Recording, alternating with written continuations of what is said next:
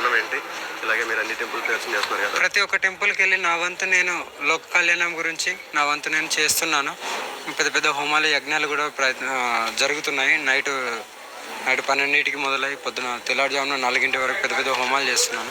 లోక కళ్యాణం చేయాలనే సంకల్పంతోనే బయటకు వచ్చాం. అదే చేస్తున్నాను, చేయబోతాను కూడా.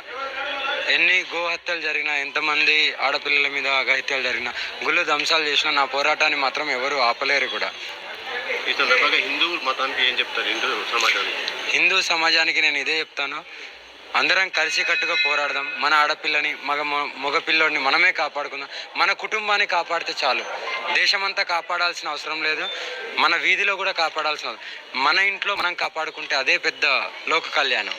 మీ కర్తవ్యం అంటే నెక్స్ట్ కర్తవ్యం గోహత్యను ఆపాలి, ఆడపిల్లల మీద అఘాయిత్యాలు జరుగుతున్నాయి అది ఆపాలి, గుళ్ళ మీద దాడులు జరుగుతున్నాయి, ధ్వంసాలు చేస్తున్నారు, దాన్ని కూడా ఆపాలి. ఇప్పుడు ఒకటి శంషాబాద్లో కూడా జరిగింది, అక్కడ కూడా పెద్ద ఎత్తున పోరాడుతున్నాను.